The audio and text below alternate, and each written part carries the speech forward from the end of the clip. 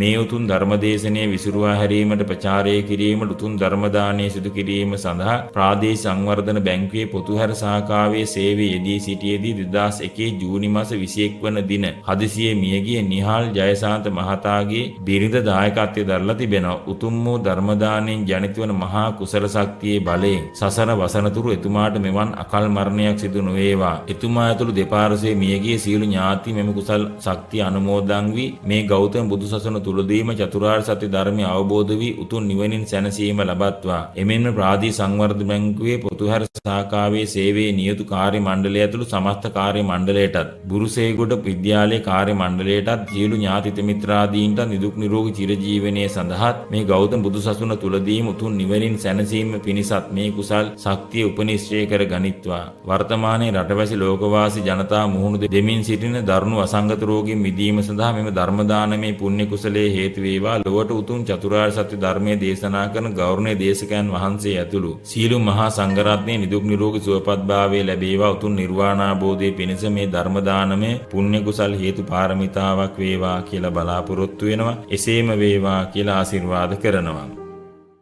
නමෝ තස්සේ භගවතෝ අරහතෝ සම්මා සම්බුද්දස්සේ නමෝ තස්සේ භගවතෝ අරහතෝ සම්මා සම්බුද්දස්සේ නමෝ තස්සේ භගවතෝ අරහතෝ සම්මා සම්බුද්දස්සේ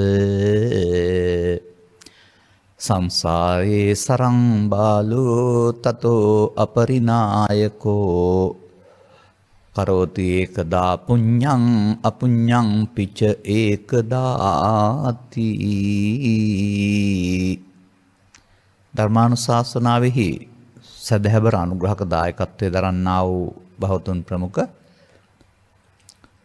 ධර්ම දේශනාව ලෝපුරා නරඹනු ලබන්නා වූ සදහැබර පින්තුනි, අනුග්‍රහක බවතුන් සසර ගමනේ භයානකකම සහ සසරින් මිදීමට මරණය කමටහනක් කරගන්න ආකාරය පැහැදිලි කර දෙන්න කියලා ඉල්ලීමක් කරලා තිබෙනවා. සසර ගමනේ භයානකකම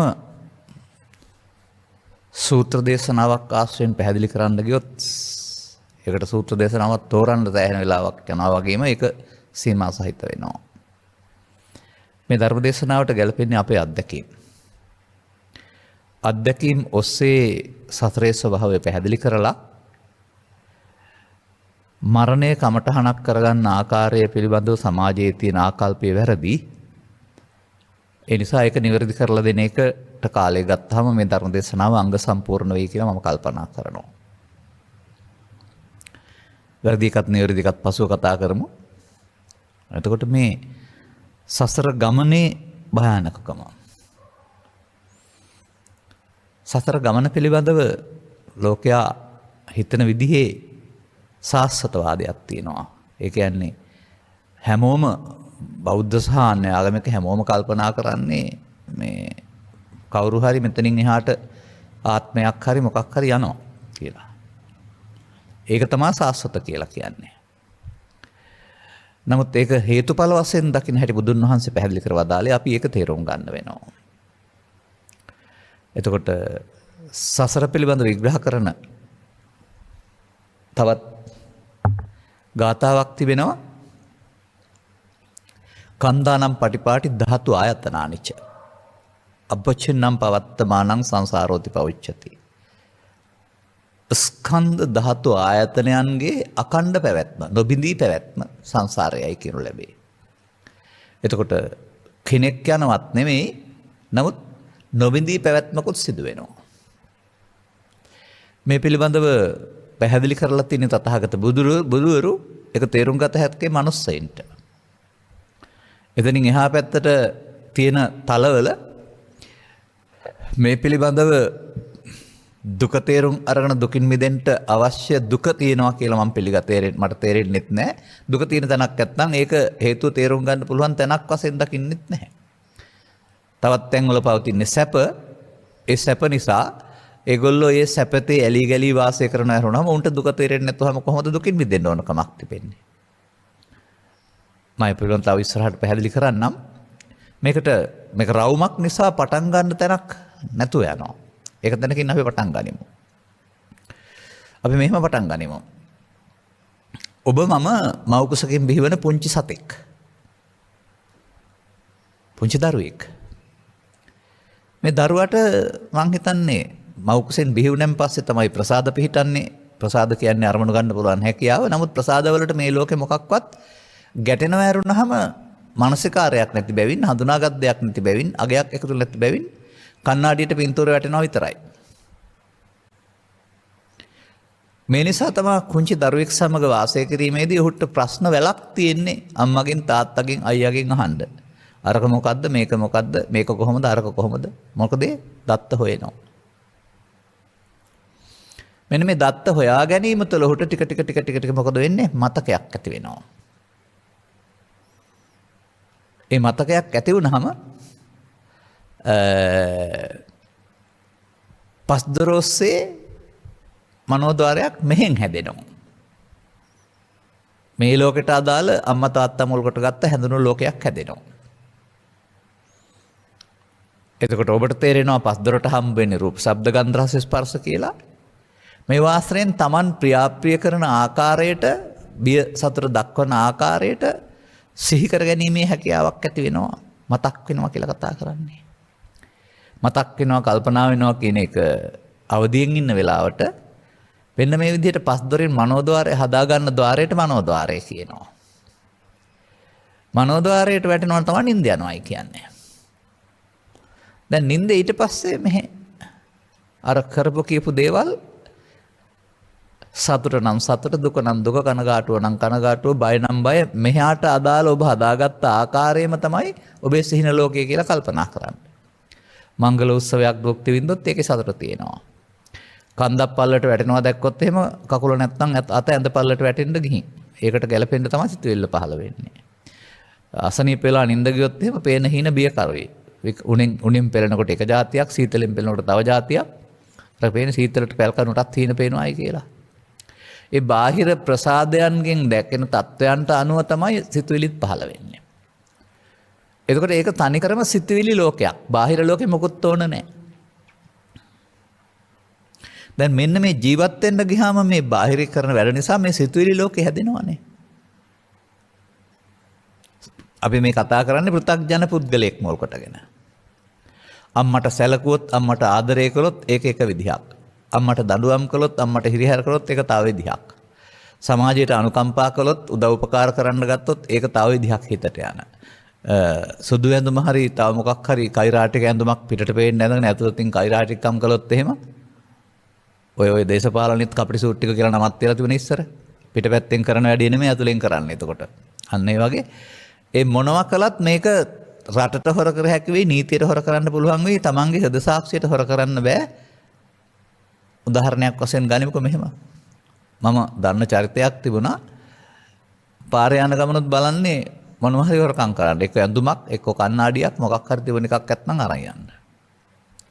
ඒ මේ මිනිස්සයාට නිින්ද ගියාමත් පාරේ යනකොට දැක්කොත් එහෙම මොනවා හරි හොරකම් කරන්න හිතනවා යරුණාම පරිස්සම් කරන්න හිතෙන්නේ නැහැ. හොර හිත. අන්නේ විදිහට Taman මේ ලෝකේ කරන වැඩ අනුව තමයි යාදිසං වපතේ බීජං තාදිසං හරසේ පලං. මේ මනෝද්වාරය හැදෙන්නේ. එතකොට ළමා කාලයේ සිට මහලු කාලය දක්වා පෘථග්ජන පුද්ගලයෙක් වශයෙන් මේ ක්‍රියාකාරකම් යෙදුනොත් අන්න යහපත් ක්‍රියාකාරකම් වල යෙදුනොත් ඔහුගේ ලෝකය හැම විටම කල්පනා ලෝකය, සිහින ලෝකය එක් පුරුදු වැඩමයි එහෙ ගියාම කරන්නේ. නමුත් ඒකේ රට ජාතිය කබාසීනා කීනියා කරන, හොරකම් කරන, මැරකම් කරන වැඩ කළොත් එහෙම එහෙදිත් කරන්නේ ඒක තමයි. දැන් එතකොට ඒ ලෝකයේ තියනවාද, හදාගත්තද? ඒ ලෝකයේ මෙහි ආශ්‍රයෙන් Taman ගත කරන ජීවිතය අනුව සැකසෙනවා. දැන් මෙන්න මෙතන අපි මේ ජීවිතේ ඊටහා විග්‍රහ නොකරෙන්න ජීවිත 50ක් හෝ 60ක් හෝ 70ක් ගත කරලා මේ ලෝකෙත් එක්කලා ඇති කරගත්ත ඇලීම් ගැටීම් මුණාවන් සමග තමයි ජීවිතය අතහරින්නේ. ජීවිතය අතහරිනවා කියන්නේ කය අතහරිනවා. දැන් වච්චගොත්ත බමුණ අහනවා, ඉතින් භාග්‍යතුන් වහන්සේ යමෙක් මේ කයත් අතෑරියේ නම් වෙනත් කයකට පැමිණියේ නැත්නම් ඒ අතරතුර මොනවා අල්ලගෙනද ඉන්නේ? දැන් අපිට කය පවත්තන්න සිත තියෙනවා. කයෙන් සිත ඉවත් වුණා. සිත මොනවා අල්ලගෙන ඉන්නේ? අපි හිතන් ඉන්නවා හිතට හැම විටම කයක් ඕනේ කියලා. කය පවතින්න හිතක් ඕන, සිත පවතින්න කයක් ඕන නැහැ කියලා පෙන්ලා තිනවා. ඒක බුදුන් වහන්සේ වදාරනවා උපාදානය අල්ලගෙන. ගින්න ඉහළට යන්නේ මොනවා අල්ලගෙනද? වාතය අල්ලගෙන. අන්න ඒ වගේ උපාදානය ඇතිතුරු පවතිනවා. මෙන්න මේ නිසා කය අතහැරුණාට Taman හදාගත්ත අර සිහින ලෝකය ඒකට තමයි වැටෙන්නේ. ඉතින් ඒක මෞකුසක ප්‍රතිසන්දියක් නොලබුවොත් ඕපපාතික ප්‍රතිසන්දිය. ඒක පව් පැත්තට ගත්තොත් එහෙම പ്രേත ලෝක භූත ලෝක, පින් පැත්තට ගත්තොත් එහෙම මෞකුසක් නොලබුවොත් කාමසුගතිය. මේ සිත හුරු කරලා ඔය රූප ශබ්ද ගන්ධ රස ආශ්‍රයෙන් ගියොත් තමයි කාමදුගතිය හෝ සුගතිය වෙන්නේ. සංසුන් සෝයක් හදාගත්තොත් බුදුදහමෙන් පරිබාහිරව එතකොට සංසුන් සෝයේ තියෙන එක රූපාවචර ධාන ලෝකය. එතකොට ඒවා අපි හිතන් ඉන්නවා ඊට තියෙනවායි කියලා කෙනෙකුට හදාගන්න පුළුවෙනි. එතකොට මේ ජීවිතේ පව් කර පුද්ගලයා පව් ලෝකයක් හදාගෙන යන්න අපායක් හදාගෙන ගියේ. මේ ලෝකේ පින් කළ පුද්ගලයා පිනේ උපාදානය තුළ යන්න කාමසුගතියක් හදාන ගියේ. මේ ලෝකේ බවුන් වැඩූ පුද්ගලයා නැත්නම් ලෞකික ධාන වැඩූ පුද්ගලයා යන්න බබලුවක් හදාගෙන ගියේ.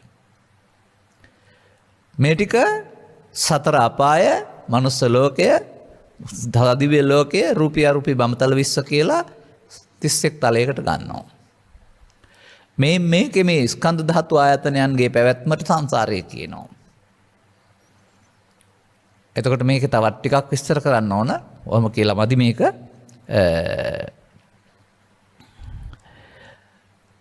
මේකේ තේරුම් ගන්න ඕන කාරණයක් තියෙනවා.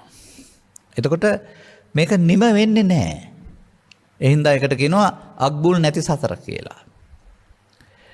ඉතින් මේක පිළිබඳව මට මගේ පොත් රාක්කවල තිබිච්ච පොත් වගයක් තුළ මගේ මතකයන් තිබෙනවා.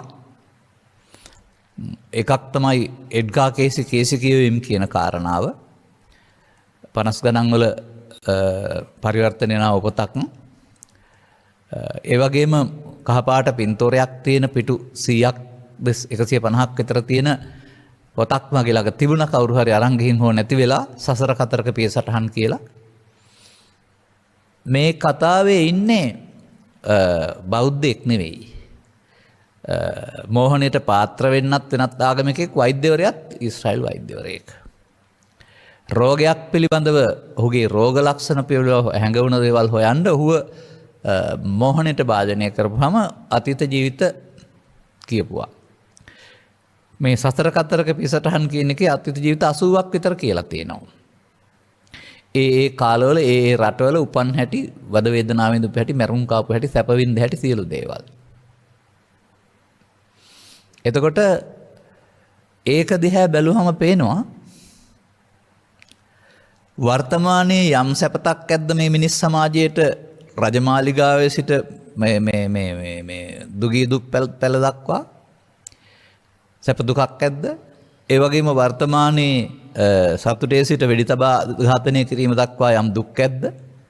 ගිනිගෙන මිය ආයද, සාගරයට වැටී මිය ආයද, අත්පා කපාද, වෙඩි තබාද, ගම් වතුරට අහු වේද, නායම් වලට අහු වේද? මේ व्यसन මේ සියල්ල අර ජීවිත 80 තියෙනවා. එතකොට අන්න එක තමයි සංසාරේ භයානකත්වය කියලා කියන්නේ. අය මේ ඉරණම් ඔක්කොටම අපි මුණ දීලා තියෙනවා.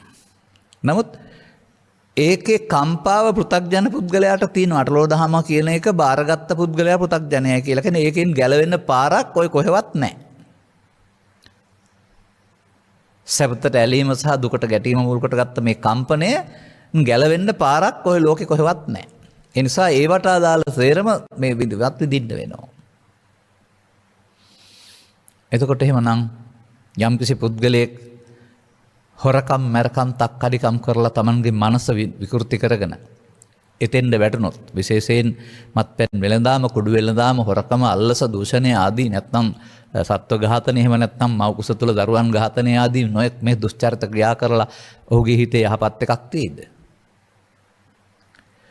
දැන් ආණ්ඩුව දන්නේ නැහැ, නීතිය දන්නේ නැහැ, සමහරට රට දන්නේ නැහැ, තමන්ගේ හෘද සාක්ෂිය දන්නවා. එතකොට තමන් වැටෙන්නේ ලෝකෙටනේ. ඔබ අහලා තියෙනවද මහගම්සේකරයන්ගේ වෙන්නේ නැති චරිත 3ක් කතාවක් ළමා කාලේ කියවලා තියෙන්නේ. මමත් චරිත 3ක් ගැන කියන්නම්. හැබැයි අද මේ තුනම ජීවමාන නැති නිසායි කියන්නේ.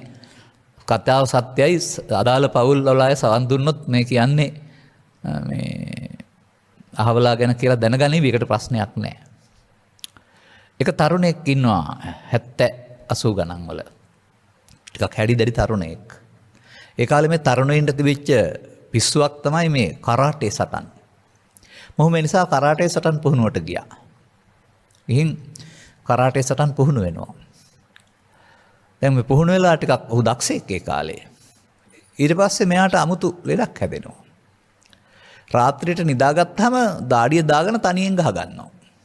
ඇහැරෙව්වට හැරෙන්නේ නැහැ. ඉතින් මේ ළඟ හිටියා තාත්තයි මල්ලි දෙන්න. ඔවුන්මයි මට මේ කතාව කිව්වේ. ඔවුන් මේකට ප්‍රතිකර්මයක් හොයාගත්තා. කවදා මේ රාත්‍රියට මේ ගහගැනිල්ල පටන් ගන්නවද කියන්න බෑ. රාත්‍රියේ නිදාගන්නේ බත්තිව නම් බත්තු එපකේ හාල් ගරපු හාල් පාන වතුර කරහ කියනවා. ඒකට එහෙම නැත්නම් තව වෙන වතුර එකක් ළඟින් තියාගෙන. දැන් මේ නින්දට වැටිලා මොකද කරන්නේ? නින්දෙන් යන්නේ අර කරාටේ ලෝකෙට. දැන් ඔහුට කවුරු හරි කෙනෙක් ඉන්නවා. ඔහුත් එක්ක තමයි මේ ගහගන්නේ අපට පේන්නේ. එතකොට ඒ ලෝකයක් තියෙනවා. ඒකේ දැන් එතකොට ගහ ගන්නකොට සැප දුක නැද්ද? තනියෙන් ගහගත්තා වුණාට. ඔවුන් මොකද කරන්නේ? මේක උච්චතම අවස්ථාවට එනකොට ඇඟට වතුර පාරක් ගහනවා. ඇඟට වතුර පාරක් ගහනකොට කාය ප්‍රසාදයට සීතල දැනෙනකොට අර සිතුවිල්ල නතර වෙනවා. අර කරාටේ ගහ ගන්න. දැන් ආයෙ නිින්ද යනවා. ඇහැරෙන්නේවත් නැහැ. දැන් එතකොට ඒ ලෝකෙ කොහෙන්ද? කරාටේ ගහන ලෝකෙ කොහෙන්ද එහාට ගියේ? මෙහෙන් කරාටේ ගහගත්ත නිසානේ. මේක නිසා නේද බුදුරජාණන් වහන්සේ හොරකම් කරන්න, මැරකම් කරන්න, දක්කඩිකම් කරන්න, බොරු කරන්න එපා, වගකි විඳින්න වෙනවා කියලා වදාළේ. ඒක ඉගෙන ගන්න ඉස්සර වෙලා. ගැලවෙන්න නම් බෑ. හොඳයි මනෝලෝකයට වැටුනහම දැන් කරාටේ ගහ ගන්නවා. ආපහු කියමු පැය 12කින් අවදි වෙනවා. ගින්නකින් දැවෙනවා හරියි. සර්පෙක් තමන් පිටිපස්සෙන් පන්නනවා හරි. තව මොනවා හරි දෙයකට වැටුනොත් මරණාසන්නේ මේ විදිහට. දැන් මේක නේද අපාය කියන්නේ. ඔය තථාගතයන් වහන්සේ හදලා පෙන්නලා තියෙන උපමාවෙන් ඔය මේ යම රජ්ජුරුව එහෙම නැත්නම් කටුවිඹුල එහෙම නැත්නම් කීයත ලෝදිය මේ සේරම පෙන්වන්නේ ඔය උපමා. ඕවා තියනවා කියලා හිතන්න එපා. කොතන හරි පාලෝයට. හැබැයි නෑ කියලා හිතන්නත් එපා. තියෙන තැනකට යනවා නෙමෙයි තමන්ගේ දුස්චාරිතයන් තමන්ට අදාළ දුක් විඳින්න මේක හැදෙනවා. එහෙනම් අර තාත්තටයි මල්ලිටයි සිද්ධිය දැනෙලා ඇහැරවන්න පුළුවන් වෙන නිසා පැයකින් ඒක ඉවර වෙනවා හීනේ. මේ මනෝලෝකෙට වැටුනහම ඇහැරවන්න කෙනෙක් නැහැ. අවුරුදු 1ද 10ද 100ද 800ද අර පව ගෙවිලා යනතුරු මේ දුක විඳින්න ඕන. දැන් හීනෙන් අපට සර්පෙක් දැක්කයි කියලා හිතමු ආදරේ හිතෙන්නේ නැහැ, බය දුවන්නනේ හිතෙන්නේ. හීනෙන් ඇතෙක් පන්නනවා කියමුකෝ අපිට බේරගනියෝ කියලා කෑ ගහනවා, කෑ ගැස්ත වෙන්නේ නැහැ, දුවනවා දිවෙන්නේ නැහැ. එතකොට අර ඉරණමට බයෙන් ඉන්න වෙනවානේ. දැන් මේ ඔක්කොම මොකද්ද මේ? මිනිසෙක් වෙලා කරපු සුචරිතය දුස්චරිතය හදාගන්නා වූ ලෝක තමයි සැප දුක ධාන කියන්නේ. කාම දුගතිය කියන්නේ දුස්චරිත කරපු අයට හම්බ වෙන අනාගතය. ඒක ඝනකයක් නැතුව හම්බ වෙන එක උපපාතික ප්‍රතිසන්දියේ പ്രേත භූත, ඝනකයක් හම්බ වෙන එක අණ්ඩජ ජලාභුජ සංසේජ යටතේ මනුස්ස නොවන සත්ත්ව කොට්ටාස.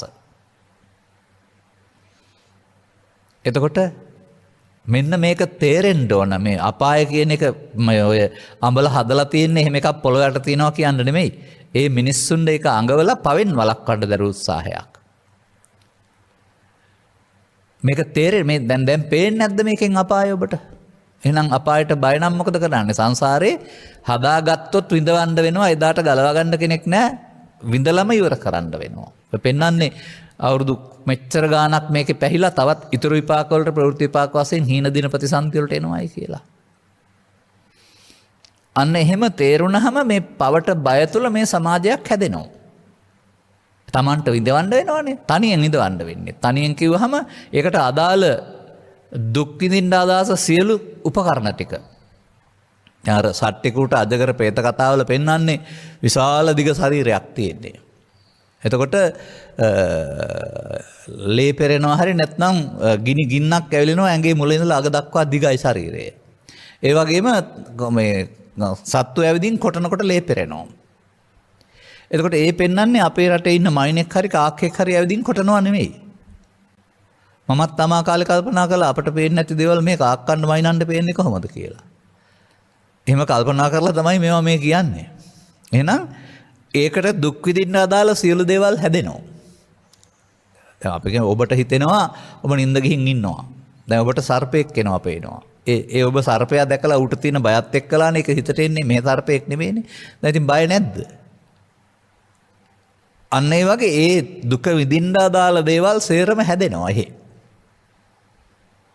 එනිසා පළමුව තේරුම් ගන්න ඕන ගැඹුරු බණක් ඕන නෑ ජීවත් වෙනවා නම් අම්මට තාත්තට සමාජයට අයඩක් අයහපතක් නොකර ලද හැම අවස්ථාවකම සමාජ යහපතක් උදා කරගෙන හොඳ මනසක් හදාගන්නේ කොහොමද කියන එක පළවෙනි පියවරෙන් හිතා ගන්න වෙනවා.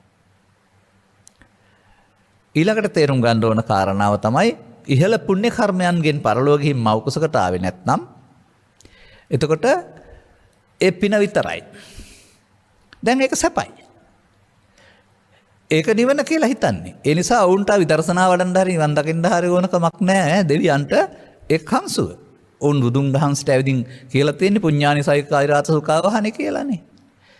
ඒකට අදාළ සැප ඔය භද්‍රගටේ මේ සුරබි දේනු ආදී සියලු දේවල් හිතන ගමනම් පහළ වෙන්න. දැන් බය වුණාම ණයෙක් පේනවා, සතුටක් ඇති වුණාම මවුරු ගෙදරක් පේනවා වගේ උන්ට හිතූ ගමන්. මේ මනෝපුබ්බංගමා ධම්මා ලේසියෙන් තේරුම් ගන්න බෑ. මේ සිතයි මේ ඔක්කොම තියෙන්නේ කියන එක. දැනුත් මේ ලෝකෙ තිබුණාට ඕවා අපි දැනගන්නේ සිතින් කියන එක තේරුම් ගත්තාම ඕක බාහිර තියෙන ප්‍රත්‍ය විතරයි. ඔක්කොම මේ මනෝලෝකයක් කියන එක. අන්න එතකොට එහෙනම් ඔවුන්ට කොච්චර කාලයක් හරි ඒ සතුට ඉන්න පුළුවන්. ආයේ මේ අපි කියමුකෝ ලෝකේ තියෙනවායි කියලා සාමකාමී රටක් මොකක් හරි ඔය යුද බිය, ගිනි බිය, හොරකම් මරකම් නැති ඒ මිනිස්සුන්ට සංසුන්ව හිටිය හැකි ඊට ආයෙ හැපක් ඕනේ නැහනේ. දුකක් දැනෙන්නේ නැහනේ. එතකොට මේ මිනිස්සු දුකක් දන්නේ නැත්නම් දුකින් මිදීම හොයන්නේ නැහැ. මේම ලෝකේ ඉන්න මිනිස්සුනුත් මේ සැපතරෙල්ල දුකින් මිදීම හොයන්නේ නැත්නම් දෙවිය මොකටද හොයන්නේ ආයෙ? ඒක කාම ලෝකේ අර සැප පැත්ත හදාගත්ත. මේ දෙකම නෙමේ කාම ලෝකේ යටපත් කරපැත්ත සංසුන් සුවේ කියන්නේ. එතකොට ඒකේ බාහිර ඇස්කම් සහිත පංචකාම ලෝකයක් නෙමේ තියෙන්නේ. හදාගත්ත සංසුන් සුවේ. ඒක වුන් නිවන කියලා හිතෙනවා. නමුත් ඒක යට අවිද්‍යාව තියෙනවා. අර තණ්හානුසය දුරු නොවන වෙයින් කවදා හරි දවසක ඒකත් හුලම් බැස්සා වගේ බැලුන එක හුලම් බැස්සා වගේ ධානය පිරිහෙනවා. එහෙන් ගිහින් මිදෙන්න තැනක් නැහැ. කවුරු කොහොම කිව්වත් මතක තියාගන්න. අනාගාමී බබලව ගිහින් එතනින් ස්කන්ධ නිමී ගියොත් ඇරුණාම අනිත් කාටත් ආගන්තාරෝ පුනබ්බවං. මිදෙන්න තැනක් නැහැ විතරක් නෙමෙයි. එහෙමනම් ඒ අදාළ ඒට තමන් හදාගත්ත කරපු වැඩේට ගැලපෙන විපාක වාරයේ සාධාරණව ස්වයංක්‍රීයව විඳවන්න සිද්ධ වෙනවා. ඉතින් ඒ නිසා මේක තේරුම් කරගන්න පුළුවන් මිනිස්සෙකුට. දැන් මේකේ තව පැත්තක් මට කියන්න තියෙනවා. ඒක තව කිව්වේ නැතුව මම ඉන්නේ. හොඳයි. කොහොමද අපි එතකොට මේ මව් කුසක කලලේ හැදෙන්නේ? වෛද්‍යවරු නම් කියනවා මේ අම්මගේ සීතලට උෂ්ණට දරුවා ප්‍රතිචාර දක්වනවා එහෙම කියලා. ඔවුන් කල්පනා කරනවා මේ ඇහැ කන නාසය දිවකය මේ ක්‍රියාත්මකයි කියලා. නෑ. ඒක තව ටිකක් එහාට තේරුම් ගන්න වෙනවා. ඔන්න මම තවත් කතන්දරයක් දෙකක් කියන්නයි යන්නේ. 1990 2000 කාලේ මට පුවත්පතකින් ලිපියක් හම්බ වෙනවා. කේතුමති රෝහලට පැමිණි පොඩි සාදු. තාමත් ඇති ෆයිල් එකේ. මතකෙන් කියන්නේ ළඟදි කියවන්න කිව්වේ නෑ ඒවා. මේක එන්නේ පොඩි දරුවෙක් සිවුරක් වගේ එකක් ඇඳගෙන රෝහලට. වාඩි වෙලා ඉන්නේ භාවනා ඉරියව්වෙන්. කියන්නේ බණ. ඇහුවාම මින් පෙර උපන් හිටපු තැන ඔය පිළියන්දල ප්‍රදේශයේ විහාරස්ථානයක නමත් කියලා තිබුණා. පැවිදි නමත් කියලා තිබුණා. ඒ විතරක් නෙමෙයි අර හේවිසි කුට්ටමක් දුන්නාම තාලෙට හේවිසි ගහන්න දැනෙනවා. හොයලා බලුවාම පැවිදිලා ඉන්න කාලේ හේවිසි කුට්ටම උදව් කරගෙන හේවිසි ගහන්න එන අයගෙන් මේ හේවිසි ගහන්නත් පුරුදු වෙලා තියෙනවා. ඒ විතරක් නෙමෙයි අපවත් විවදාරලා තිබෙන්නේ දියවැඩියා රෝගයෙන් ඇඟිලි මොකද්ද තුවාලයක් තිබිලා දියවැඩියා රෝගේ මේ දරුවටත් තියෙනවා. දැන් කවුරුත් ගියාද? ශරීරය අතහැරුණා. නමුත් අර හිතට පුරුදුගත් ගති ලක්ෂණ කය විසින් සිත හදනවා, සිත විසින් කය හදනවා. මේ මව්කුස කියලා කියන්නේ ගරාජයක් වගේ තැනක්. මේකට අදාළ වැලිගඩොල් ටික සපයා දෙන්නේ අම්මයි තාත්තයි. ඒ වැලිගඩොල් කියන වතරින් කියන නම් දෙක ඔබ විද්‍යානුකූලව හෝ වෛද්‍ය විද්‍යානුකූලව ගන්න මම ඒ හැමවටනයක්ම දන්නවා. මෙතෙන්ද වඩුව එනවා. වැලිගඩොල් තිබුණාට ගේ හදන්න බෑනේ බාසුන් නැහැ කෙනෙක් එන්න වෙනවා. අන්න මෙතෙන්ද එන්නේ අර Tamanට කර්මානුරූප හදාගත්තා වූ අර මනෝලෝකයක්. තුන්වැන්නාගේ පැමිණීම කියන්නේ ඒකයි. දැන් මේකේ අර සිහින ලෝකේ ක්‍රියාත්මකයි. ඒ සිහින ලෝකේ ක්‍රියාත්මක වෙන ආකාරයට තමයි කාය නිර්මාණය වෙන්නේ. මේක තමයි වඩුවා විසින් ගේ හදනවා කියලා කියන්නේ. එතකොට අංග සම්පූර්ණ වෙනකොට මාස 9ක් ගිහින් අපිට නම් සතෙකුට නම් 2මාරේ සිට මාස 24 දක්වා. දැන් බිහි වෙන කාලය. බිහි වෙන කාලය ඊට පස්සේ මෙහාට ආවහම තමයි වෛද්‍යවරයා හෝ හෙදිය හෝ මේ බිහි වුණ දරුවාට මොකක් හරි තට්ටුවක් කරලා ප්‍රසාද පිහිටවන්නේ නැත්නම් මෙලෝකෙට සිහිය ගන්නෙ. එතකල් මනෝද්වාරේ ඉන්නේ. එතකොට තමයි කෑ ගහගෙන අඬාගෙන එන්නේ. දැන් දරුවා පැය 24න් 18ක් නිදා ගන්නවා. මෙහි ලෝකයක් නැහැ. ඔබ දැකලා තියෙනවද ඒ දරුවෝ ඩින්දෙන් hina වෙනවා, ගැස්සිලා ඇහැරෙනවා, බය වෙනවා, එක එක චරිත. උපතින්ම සමහර අයගේ මූණවර හරි ප්‍රියංකරයි. සමහරුන්ගේ කළු පාටයි. අම්මා දැකලත් නැහැ, තාත්තා දැකලත් නැහැ, මේ ලෝකේ hinaව සහ දුක උගන්වලත් නැහැ. තව එහෙනම් මොකක්ද අර hinaවෙන් පෙන්වන්නේ සතුට, බයෙන් පෙන්වන්නේ දුක? ඒක කොහෙන්ද ආවේ? මගේ ළඟ ඉන්නවා සොරතල්ලු ගානක්, එක සොරතලෙක් ඉන්නවා. රතිඤ්ඤාප් පත්තු වෙනවට බයයි. ගොරවන්න පටන් ගත්තාම කොහේ හිටියත් ළඟට ඇවිදින් තමයි ඉන්නේ. අකුණු සැරට බයයි. අනිත් ඔක්කොටම අකුණු සැර ගැටලුවක් නැහැ. ඌක ගොරවන එක. එහෙනම් මෙයාට එක්ක වෙඩි තබා ඝාතනය කරන්න ඇති නැත්නම් අකුණක් ඇදීම යන්නේ ඇති. ඒ බය තමයි මතක් වෙන්නේ මේ. අන්න ඒ වගේ දරුවා නින්දට යනවා කියන්නේ ඉස්සර ලෝකෙට වැටෙන්නේ. කයෙන් මෙහෙ හිටියට වැටෙන්නේ අර මෙහෙ මනෝලෝකයක් හදාන නිසා මේකට. ඒකේ පේන්නේ සතුටුදායක එකක් නම් ළමයා hina වෙනවා පේනවා. ඒකේ වෙඩි තබා ඝාතනය කිරීමක්, පිච්චීමේ යාමක්, වාහන අනතුරකින් මේ යාමක් නැත්නම් ඒ මොහොතකින් හෝ දැනගෙන ටිකක් දුක් විඳලා නම් මැරෙන්නේ ඒ මොහොතට වැටෙනකොට ගැස්සෙනවා.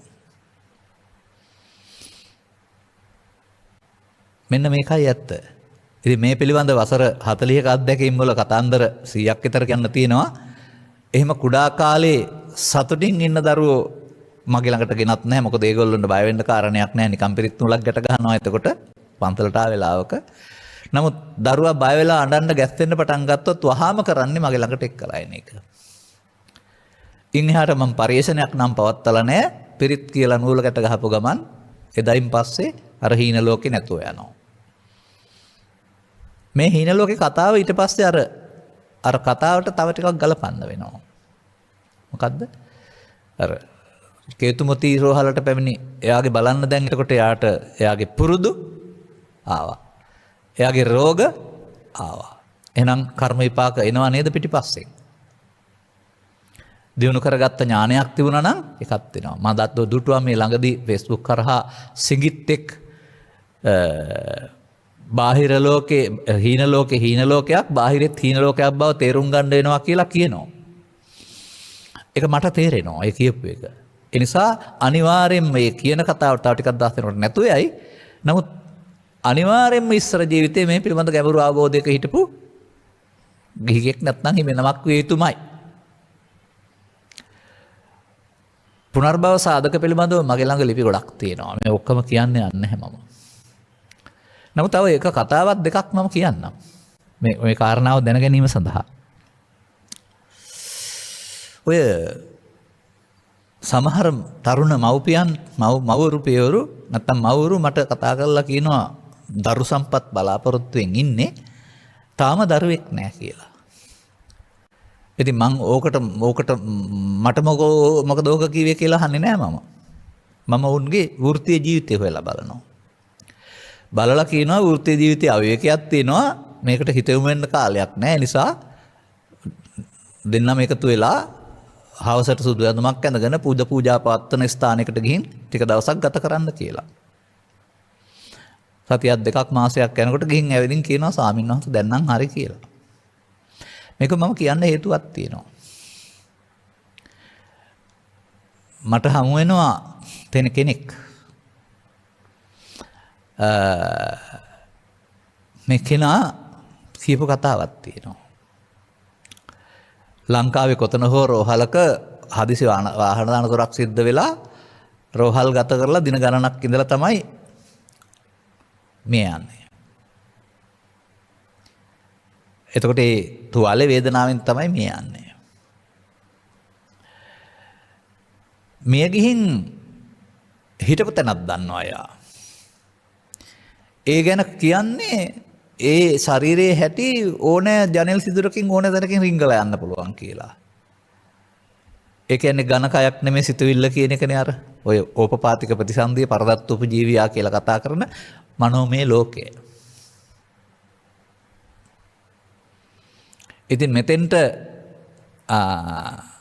දරු සම්පත් බලාපොරොත්තුව හිටිය අම්මා කෙනෙක් ඇවිදින් පුද පූජාවන් පවත්වලා දරු සම්පතක් ප්‍රාර්ථනා කරනවා. එතන හිටපු කෙනාට ආරාධනයක් හම්බ වුණා. ඒ ආරාධනය පිළි අරගෙන තමයි ප්‍රතිසන්දිය අරන් තියෙන්නේ. දැන් ඉතින් මම ඇහුව කාරණේ තමයි මගේ අත්දැකීම් වලට අනුවගත් කල අනිවාර්යයෙන්ම වාහන අනතුරකින් නම් තුවාලේ තිබුණ තැන කැලලක් තියෙන්නම ඕන. බැලුවාම පැහැදිලිව කැලල තියෙනවා. එතකොට මොකද ඒ වෙන්නේ?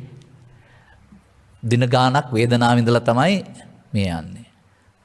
බෙඩිල්ලක් ඇදුනොත් හරි අත කැඩුනොත් හරි තව මොනවා හරි ප්‍රශ්නයක් වුණොත් එතකොට දැන් මේ වේදනාවෙන් තමයි මේ යන්නේ. මේ වේදනාව තමයි මව් කුසේදී ආ ඊට පස්සේ විඳින්නේ. විටින් විට. අනිත් වෙලාවට සතුට ඒකට අනුව තමයි දැන් අර වේදනාවට අනුව තමයි කයේ උපන් ලපේ නැත්නම් අර කැලල හැදෙන්නේ. මේක 99.9ක් සත්‍ය වුණ කතාවක් තොරතුරු මොකුත් හෙලි කරන්නේ නැහැ. නමුත් මේ කාරණාව කීවේ ඔය මව්කුස ඉන්න දරුවා අම්මාගේ හැඟීම් වලට ප්‍රතිචාර දක්වනවා කියන එකේ තේරුම ඕක නෙමෙයි. ගින්දර වැදුනොත් කොස්සත්තක් ඇකිලෙන්නේ නැද්ද? ඒ සවිඥානිකවද?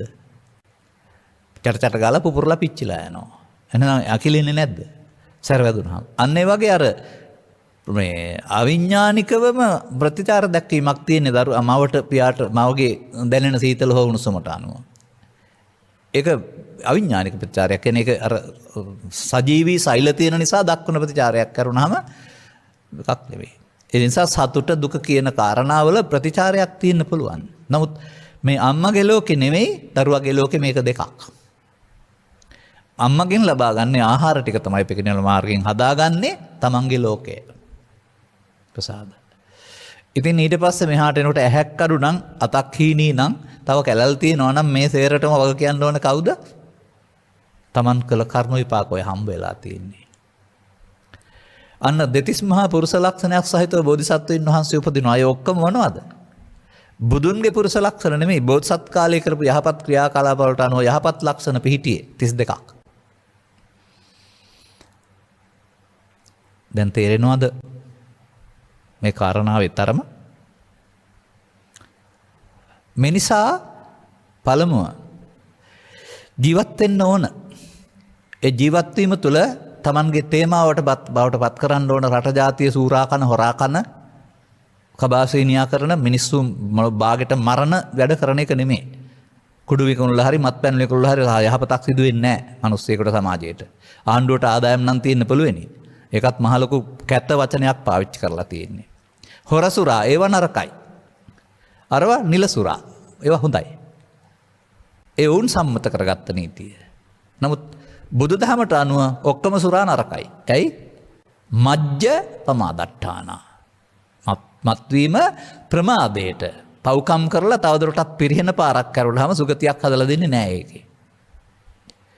අවුරුදු 20 ගණනක කාලෙදි මට මතකයි මගේ ආමාශයේ කිසියම් ආසනීපයක් හැදිලා ඒකට දේශීය වෙදකමින් දුන්නා මාත්තුවක් වශයෙන් මත්පැන් පොඩ්ඩක්. ඒ අරුණාම මත්පැන් හොඳයි කියලා කීර්තිමත් විද්‍යාඥයෙක් වූ ආචාර්ය ඊ.ඩබ්ලිව් අධිකාරම්තුමාවත් කියලා නෑ Tamanගේ පොත්වල පොඩ්ඩක් ගත්තත් ඒකට අදාළ මොළයේ තෛල විනාශ වෙනවායි කියලා තියෙන්නේ. ශරීර මොළයේ සය විනාශ නොවි ගත හැකි අඩුව මත්පැන් ප්‍රාණයක් නැත කියලා තියෙන්නේ.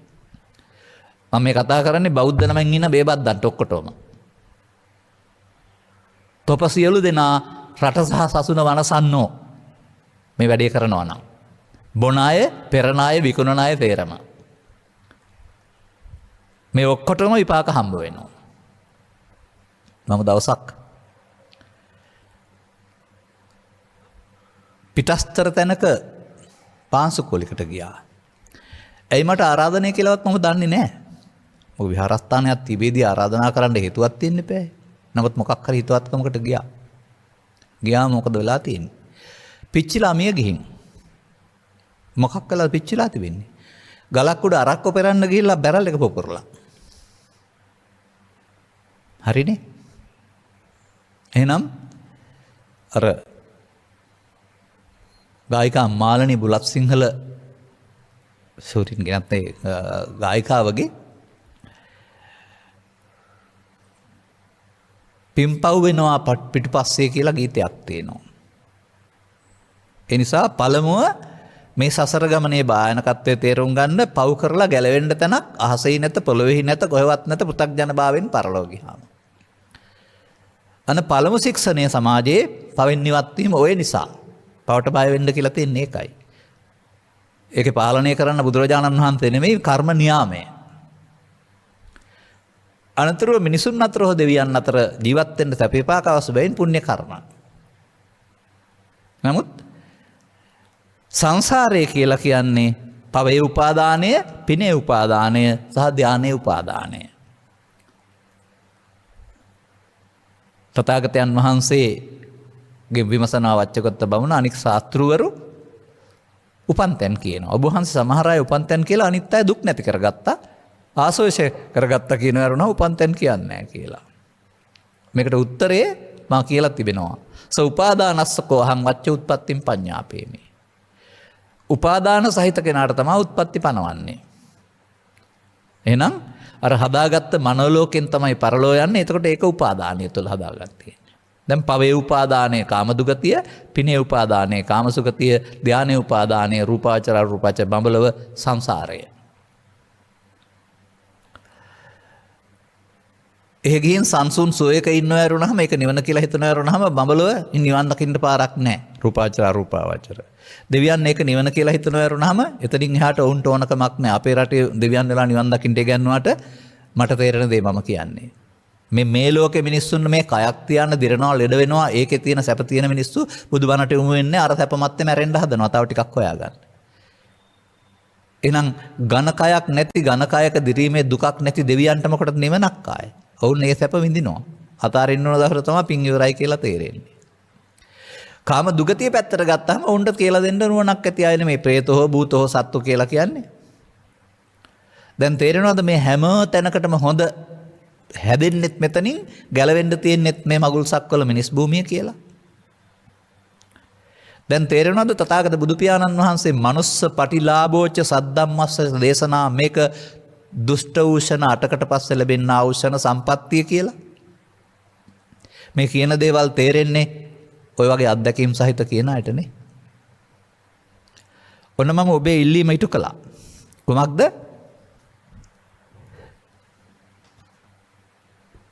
සංසාරේ භයානකකම. පව නරකයි ඒක විපාක විඳින්න වෙනවා. පින හොඳයි සසරෙන් ගැලවෙන්න බැරි නම් පෘථග්ජනයට ඒ නිවන් දකින්න නෙමෙයි ලෞකික සැප විපාක සඳහා.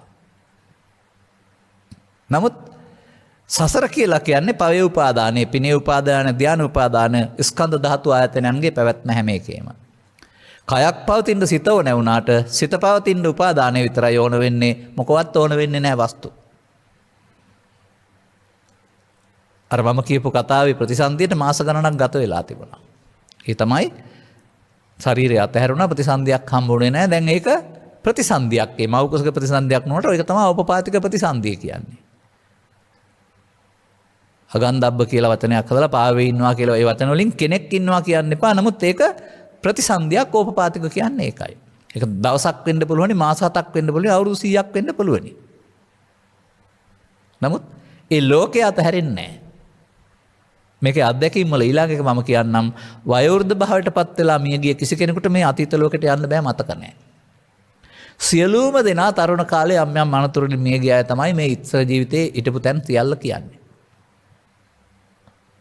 එනිසා බුදුවරු දැසින් නෝනින් දැසින් දක පැහැදිලි කළා වූ නර්භව සංකල්පය භෞතික සාධක වලින් ඔප්පු කරගන්න බෑ විද්‍යාඥයන්ට කවදාවත්. අපිට මේක දැනගන්න ඕනෙත් මේ වැරදි වලින් අත මිදලා සසර ගමනක් තියෙනවා මේකෙන් නිදහස් වෙන්න මනුස්ස ජීවිතේ යොදා ගන්න ඕන කියලා තේරුම් ගන්න ඇරුණාම ඉන් එහාට පරිේශන පවත්තලා හොයාගත්තයි කියලා ලැබෙන දෙයක් නැහැ. ඒවා සත්‍ය සාක්ෂි වශයෙන් පිළි අරගෙන ඒකෙන් සසර ගමනේ භයානකත්වය තේරුම් ගන්න. ඊළඟ වචනෙට ගියාපුවම ටිකක් සසරින් මිදීමට මරණය කමඨහනක් කරගන්න ආකාරය. දැන් ඉතින් මේ මරණය කියන වචනෙට සමාජය එකතු කරගත්ත තැන ඉඳලයි මට මේක කියන්න වෙන්නේ. මව් කුසෙන් බිහිවීම උපතය අනිත්‍යවත සංඛාරා පෙට්ටියේ ඉන්නේ මරණය. ඉතින් මේ මරණ පොළට එකතු වෙන්නා වූ ගිහි අනුශාසකවරු ස්වාමින් වහන්සේලාත් මරණ සති කියලා කියන්නේ කවදා හරි දවසක මැරෙන බව දැන් හිතන්න කියලා. එහෙමයි ඒගොල්ලෝ කල්පනා කරන්නේ. නමුත් මේ ඒක නෙමෙයි බුදු සමයේ මරණ සති භික්කවේ භාවේත අමතෝග දාමත පරියෝසානා කියලා කියන්නේ. එනිසා සසරින් මිදීමට මරණ සති භාවිතා කරන හැටි නම් මේක අහන්නේ මම මේක පැහැදිලි කරන්නම්.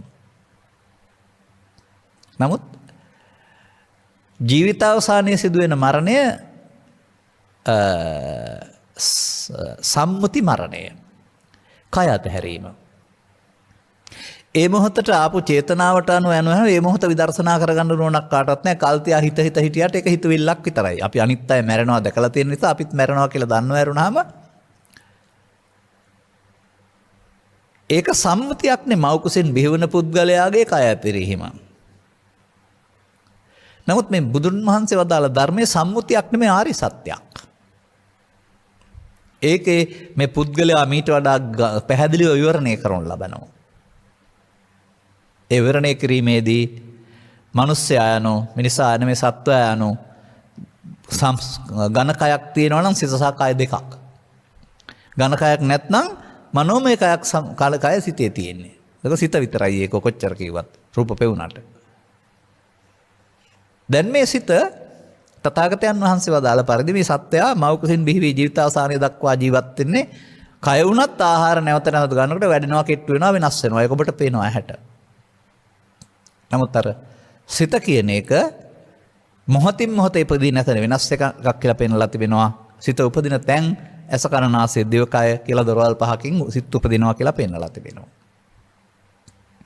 එතකොට උපදිනවා නම් ඇසෙන් කනට කනෙන් නාසයට දිවෙන් කයට සිත මැරෙනවා කියලා තේරෙන්න ඕන. මෙන්න මේ සිතේ උපදීම මැරීම තමයි තථාගත බුදු පියාණන් වහන්සේ ස්කන්ධයන්ගේ ඉපදීම මැරීම කියලා පෙන්වලා තියෙන්නේ. ඒ ජීවිතාවසානයේ මරණය නෙමෙයි ඒක එහෙමනම් කන්දේසු ජායමානේසු ජීයමානේසු මියමානේසු ස්කන්ධ නැමැති සමූහය හට ගන්නා කල්හි දිරණ කල්හි මිය යන කල්හි මොහොතක් පාසාම ඔබද උපදින්නේහිය දිරන්නේහිය මිය යන්නේහිය මේක පෘථග්ජන පුද්ගලයා දන්නේ නැහැ ඒකයි පෘථග්ජන කියන්නේ. මතක තබා ගන්න ඕන කාරණාව. ඒ වගේම මට මතක් හමු වෙනවා ලස්සන ගාතාවක් යතෝ යතෝ සම්මස්සති කන්දානං උදයව්‍යං. ඔබට යම් විටක නුවණින් දකින්න පුළුවන්ද මේ ස්කන්ධයන්ගේ හට ගැනීම සහ උදයව්‍යං කියන්නේ නිකම්ම හටගෙන නැතු වෙන එක නෙමෙයි. සසරක් හදන්න නැතුව අනාගත ඵල උපදින්න හේතුවක් තියන්නේ නැතුව මරණය නුවණින් දකින්න පුළුවන්ද? එතකොට ඔබට ලැබෙනවා ප්‍රීති ප්‍රමෝදයක් ලබති පීතිවා මොජ්ජං. ඒකට තමයි නිවන කියලා කියන්නේ කියලා මේ ගාථාවේ තියෙනවා. එහෙනම් අපි මරණය කමටහනක් කරගන්න හැටි අර ජීවිත අවසානයේ මැරෙනවා කියලා මෙහෙන් හිත හිතා ඉන්න එක නෙමෙයි. ඒක කවුරු හරි හදපු ලොකු වරදක් මේ සමාජයේට. මම කවදා හරි මැරෙනවා කියලා හිතන්න කියලා මඟුල්ලොස්සොලිත් කියන්නේ. නෑ තථාගතයන් වහන්සේ වදාරනවා කන්දේසු ජායමානේසු ජීයමානේසු මීයමානේසු. ස්කන්ධ නම් වූ සමූහය හටගන්න කල්ලි, දිරණ කල්ලි, මේ යන කල්ලි මොහොතක් පාසා කනේ කනේ තං උපදින්නේහිය, දිරන්නේහිය, මැරෙන්නේහිය. අන්න බුදුදහමේ කණික මරණ. ස්කන්ධ උපදිනවා, දිරනවා, ඒකට කාලයක් නැහැ. ක්ෂණයක් සහ මැරෙනවා. මේකට උපමාවක්වත් කරන්න බෑ කියලා පෙන්නනවා. දැන් මෙහෙම මරණයක් සිදු වෙනවා අපි දන්නේ නැහැ. අපි හිතන් ඉන්නේ පුංචි කාලේ අපිට කයක් තියෙනවා මේ මම මැරෙනවා කියලා කය අතහැරීමට අපි කල්පනා කරන්නේ. ඔන්න නුවණස මෙහෙවනකොට තේරෙනවා තථාගතයන් වහන්සේ වදාළ මේ කායසිත දෙකට බෙදා කරන විග්‍රහය. සිතේ දුක සතර වෙනස් වීම වලට අනුව කායේ ස්වરૂපය වෙනස් වෙන බවත් ඔබට තේරෙනවා. ඒ කායේ කර්ම චිත්ත ඍතු ආහාරිත රූප උපදින ආකාරය. නමුත් ඒ කායේ රූප නෙමෙයි පංචස්කන්ධේ රූප කියන්නේ කියන එක ඊළඟට ඉගෙන ගන්න ඕන. මේක තමයි මෙතන තියෙන විශාලම පැටලිල්ල අපේ අයට. ත්‍රිපිටක සූත්‍ර විශේෂයෙන් සලායතන වගේ කන්දක වගේ සූත්‍ර කියවලා ගලප ගන්න බැලුවා නම් මේක හදා ගන්න පුළුවන් වෙනවා. එතකොට අන්න එහෙනම් අපි පුද්ගලයෙක් වශයෙන් අම්මා තාත්තා දුව පුතා ගියා පැවිද්දා කියලා කතා කළාට මේ හැම දිනාටම ස්කන්ධයන්ගේ ඉපදීම මැරීම නම් වූ ෂණික උපතක් මරණයක් තියෙනවා. ඒ මරණයට සති නැහැ අපට. නමුත් බුදුන් වහන්සේ වදාරන්නේ මේ මරණය තේරුම් අරගෙන මරණ සති භාවිතා කරන්න. ඒ මරණ සතියෙම නිවනට බැසගත්තේ වෙයි, නිවන කෙලවරකට ඇත්තේ වෙයි. ဒုတိ ය මරණ සති සූත්‍රය මම මේ මාලිකාවේ කියා තියෙනවා මීට පෙර. ඒ සූත්‍රයෙන් ගන්න නැතුව අද පැහැදිලි කරන්නම්. ඒ එක ක්‍රමයක් මේ පත්‍රිකාවේ සඳහන් ආකාරයට මරණය කමටහනක් කරගන්න ආකාරය. කමටහනක් කියන වචනෙන් හිතන්න එපා අර මරණයෙන් පස්සේ එක දින, දෙවෙනි දින, තුන්වෙනි දින, හත්වෙනි දින ආදී දවසෙන් ශරීරය දි รา යන හැටි කල්පනා කර ඉන්න කියලා. ඔය කෘතඥයින් සඳහා තියෙනා වූ පිළිකුල වඩන සමතයන්. එවෙන් කර්ම යටපත් වෙනවරම කර්ම ෂේ වෙන්නේ නැහැ. දැන් මේ කර්ම පාප කර්ම රැස් කළත් උපාදානය, පුණ්‍ය කර්ම රැස් කළත් උපාදානය, ධාන කර්ම රැස් කළත් උපාදානය නිසා තමයි සතර ගමන ඇවිදින්නේ. එහෙනම් මරණ සතියේදී වෙන්න ඕන මොකද්ද? උපාදානෙන් මිදීම වෙන්න ඕන. උත්පත්ති පනවන්නේ උපාදාන තහිත කෙනාට උපාදාන රහිත වෙන්න ඕන. ඒක තමයි කර්මස්ථානය වෙන්න ඕන. උපාදානෙන් ස්කන්ධ පංචකයේ පංච උපාදානස්කන්ධයක් බවට පත් නොවි අවසන් කරන්න අපට පුළුවන්කම තියෙන්න ඕන. ස්කන්ධ පංචකය පිළිබඳ විග්‍රහයට ගියාපුවම ඒක පිළිබඳව රටේ තොටේ පවතින මතිමතාන්තර පොත්පත්වල උගන්ලා තියෙන කාරණාත් එක්කලා මේක කරන්න බැරි වැඩක් වෙලා තියෙනවා. මොකද මේ පිළිබඳව විමසුම් නැසින් බලන්නේ නැති නිසා. නමුත් ඒවට හේතු ඕන තරම් තියෙනවා ඒකේ. විමසුම් නැසින් බලන්න. එතකොට අපට හොයාගන්න පුළුවන් වෙනවා අපි මේ ජීවත් වෙන ගමනේදී නිරන්තරයෙන් අරමුණෙන් අරමුණට යනවායි කියලා. අඩියෙන් අඩියට පියවරක් ගමනක් යන්න ගියාම යන්නේ පියවරෙන් පියවර වගේ උදේ පටන් ගත්තාම රෑ වෙනකොට අරමුණෙන් අරමුණට යනවා. ස්කන්ධ පහෙන් පහට ඉපදි මෙරි යන ගමනක් මේ ජීවිත කාලය තුල. මේ කය තුල. කය අතහැරුණොත් ස්කන්ධ පහේ ඉපදි මෙරීම අර මනෝලෝකයක් තියෙනකොට එක්ක උපපාතික ප්‍රතිසන්දියක නැත්නම් මේ පවට බිනට ධානයට අනුව තවත් තැනක ඒත් පංච උපාදානස්කන්ධය තමයි. මන්දයත් තථාගතයන් වහන්සේ බාලපඬිත සූත්‍රය වැනි සූත්‍රයක දෙවියෝ සක්කායෙන් මිදලා ඉන්නවයි කියලා කීවට උන්ට තේරුණායි කියලා තියෙනවා අපි මේ සක්කාය තුල හේවත් පංච උපාදානස්කන්ධය තුල ඉන්නේ කියලා. ජීවිතය අතහරින්න උගන්වන සූත්‍රයක් තියෙනවා ගිලාන කියලා. ඒකේ අතහැරගෙන යනකොට බඹලෝ ප්‍රාර්ථනා කරන්නටත් එපා. ඒකෙත් තියෙන සක්කායවත් පංච උපාදානස්කන්ධය කියලා තියෙනවා. අපායේ දිව්‍ය ලෝකේ බ්‍රහ්ම ලෝකේ පංච උපාදානස්කන්ධෙන් මිදලා නැත්නම් සංකිට්ඨේන පංච උපාදානස්කන්ධා දුකින් මිදුණ තැනක් නැහැ. දුක ඈත් වෙලා යට වෙලා විතරයි ඒගොල්ලොන්ගේ. එතන දුක තියෙනව නෙමෙයි.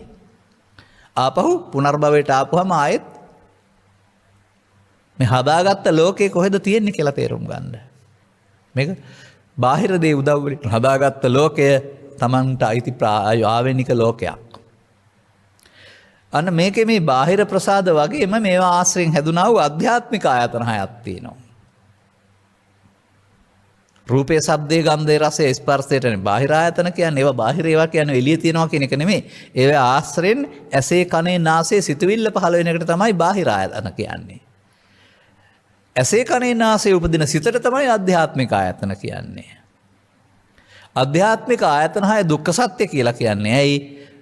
මේ කය අතෑරුණාට ආධ්‍යාත්මික ආයතන හිතේ තියෙන. එහෙනම් ඒ හදාගත්ත ලෝකෙට යන්න ඕන. සතර ගමන නිමා කරන්න ආධ්‍යාත්මික ආයතන හය හිස් වෙන්න ඕනේ.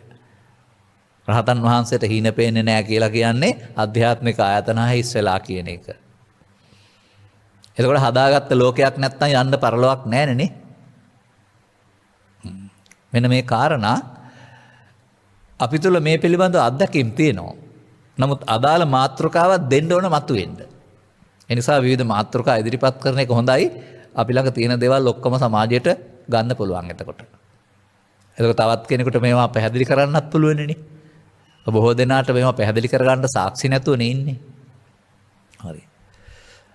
එහෙනම් අපි අර පෘථග්ජන පුද්ගලයාට තමයි පව්පින් දෙක පෙන්වලා පවෙන් ඉවත් වෙලා ජීවිතේ ලෞකික වශයෙන් සපවත් කරගන්න කියන මාර්ගය පෙන්වන්නේ. දැන් ඒකෙත් දෙවියන් අතර බ්‍රහ්මයින් අතර මිනිසුන් අතර සතර ගමන නිමාන නැහැ. මන්දයත් උපාදානය නැමැති වැරද්ද කරන නිසා. දැන් මේ මරණ සතිය භාවිතා කරන්න ඕන උපාදානයෙන් මිදීම සඳහා.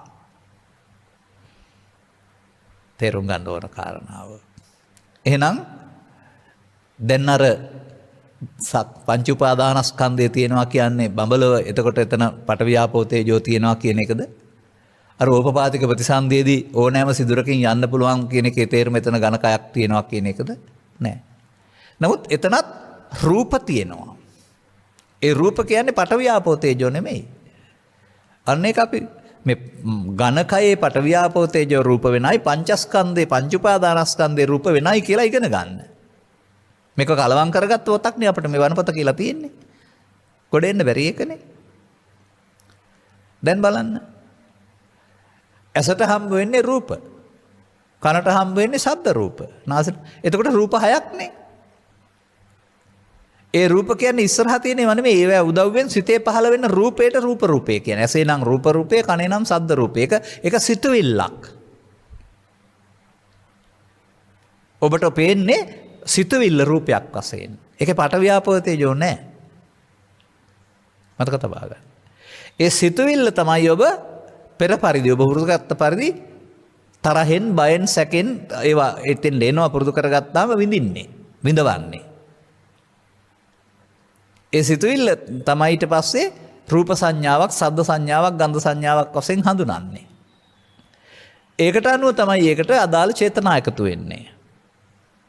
මේ රූප වේදනා සංඥා සංකාර අතර ඇහි, කනේ, නාසයේ, දිවේ, කයේ පහළ වෙනකොට අපි චක්කු විඥාන, සෝත විඥාන, ගාන විඥාන, જીවහා විඥාන, කාය විඥාන, මනෝ විඥාන කියලා කතා කරනවා. විඥාන කියන එකේ තේරුම අර වැඩ හතර හඳුනාගත්තා. එයාට හඳුනාගෙන මේ යන්න තියෙන්නේ. මතක තබා ගන්න. එතකොට මෙන්න මේ අරමුණු රස විඳින්න ගියාම මේවත් එක්කලා මිනිස්සු ඇලෙනවා, ගැටෙනවා, මුලා වෙනවා. අන්න එතකොට ඒ ඇලීමකට ගැටීමට රූපයට තියෙන තණ්හාව රූප තණ්හාව, ශරීරයට තියෙන තණ්හාව නෙවෙයිනේ. ශබ්දයට තියෙන තණ්හාව ශබ්ද තණ්හාව.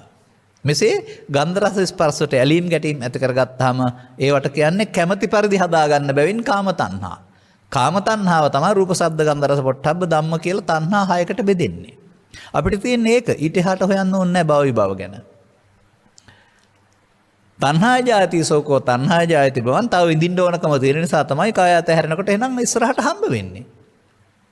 එයාට සැප තියෙනවා නම් එයාට ඕන නම් හදලා දෙයි අඩුව විසින්ගේ.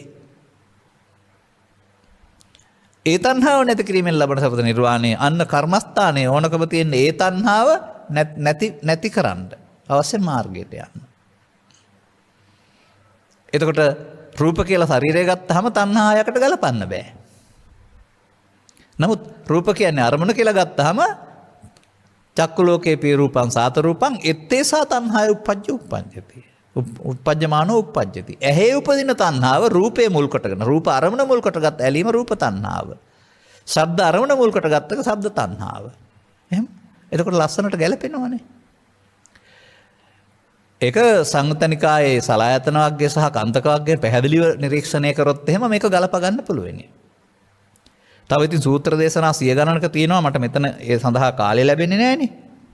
හරි. දැන් තේරුම් ගන්න ඕන කාරණාව මේ ස්කන්ධ පංචකය හටගෙන නැසෙනවා අල්ලාගෙන නැසෙන එක උපාදානයේ විවසන් වෙන එක. එතකොට ඒක කන්දහනම් උදයව්‍යයක් නෙමෙයි. ස්කන්ධ පංචකේන දේ අල්ලාගත්තාම ඒතම් මම ඒතමස්මෙන් ඒසෝ මේ අත්තා වශයෙන් නැසෙනවා. එතකොට සතර උපදින්න හේතුවක් ඉතුරු වෙනවා තණ්හානුසයට. එතකොට මරණ සතියක් නැහැ පමාද සති.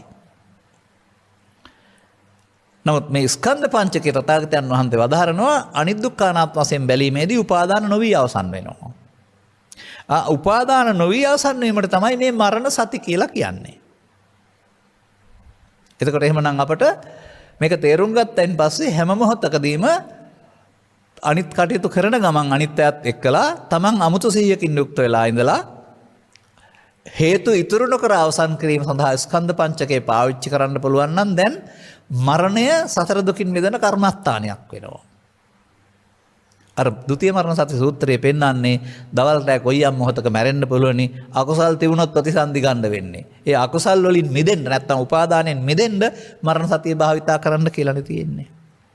අකුසල් කියන්නේ උපාදාන. එහෙනම් උපාදාන නොවි අවසන් කිරීම පංචස්කන්ධයාගේ ඉපදීම මැරීමයි. උපාදාන වී අවසන් වීම පංච උපාදානස්කන්ධයි. එතකොට පංච උපාදානස්කන්ධා දුක්ඛ.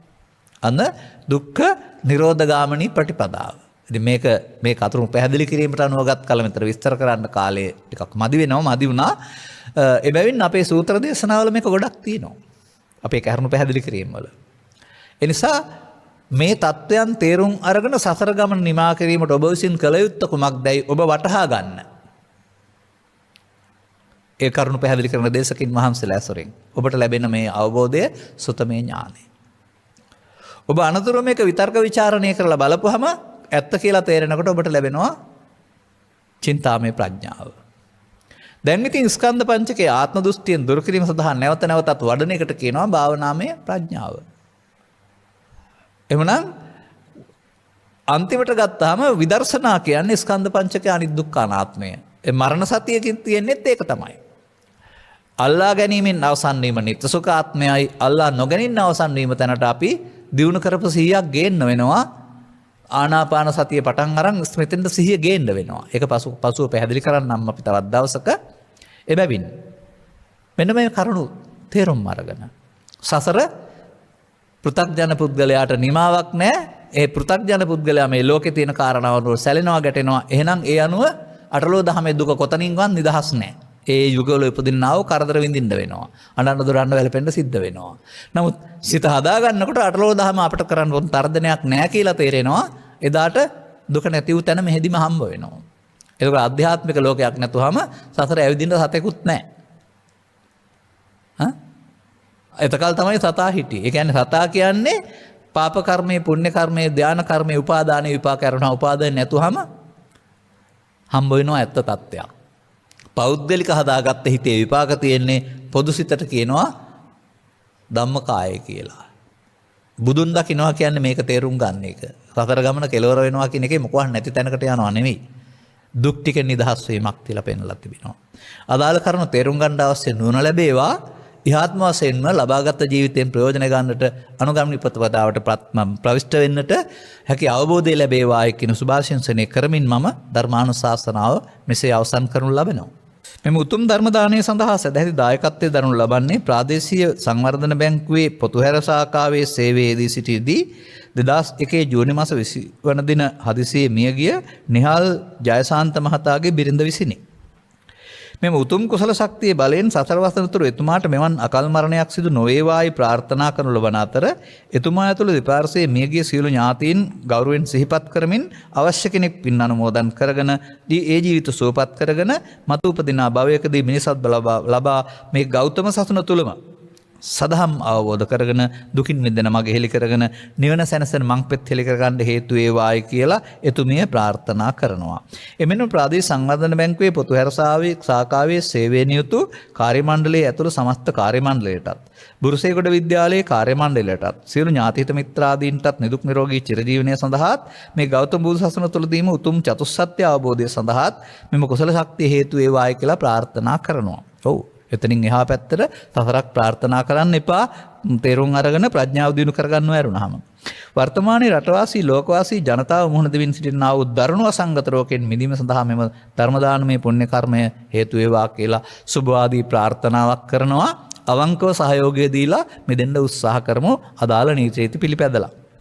ලොවට උතුම් චතුස්සත්‍ය ධර්මයේ දේශනා කරන ගෞරවනීය දේශකයන් වහන්සේ ඇතුළු සියලුම මහා සංඝරත්නයටත් නිදුක් නිරෝගී සුවපත් භාවය ලැබේවා. මේ උතුම් නිර්වාණ අවබෝධය පිණිස මෙම ධර්ම දානමය පුණ්‍ය කුසලය පාරමිතාවක් වේවායි ප්‍රාර්ථනා කරනවා. එතුමිය පැතුූ පරිදි ස්වාමි පුරුෂයා ඇතුළු ඥාතීන්ට පින් අවශ්‍ය නම් අනුමෝදන් වේවා. සසර වස්තුනතු අකල් මරණයකට නොපැමිණේවා. අනුග්‍රහක වගේම මතක් කළා වූ සියලු දෙනා ධර්ම ශ්‍රවණය තුළ කරුණ පැහැදිලි කරගෙන සසර බය දැකලා එයින් මිදෙන්නට කටයුතු අනුගමනය කරත්වා. අනුග්‍රහක බෞද්ධයක් වශයෙන් කටයුතු කළා වූ ඔබතුමියටත් මේ සදහම් කරුණ වටහා ගැනීම තුළ ඉහාත්ම වශයෙන්ම නිවන සැනසෙන මංපෙත් විවර කරගන්නට හේතු ආසනාව වේවායි අපද ප්‍රාර්ථනා කරනු ලබනවා. සබ්බීතියෝ වජ්ජන්තු සබ්බ රෝගෝ විනස්සතු මාතේ බවත් අන්තරා සුකී දීගායුකෝ බව හැම දෙනාටම තෙරුවන් සරණයි. රාගක්ඛයෝ නිබ්බානං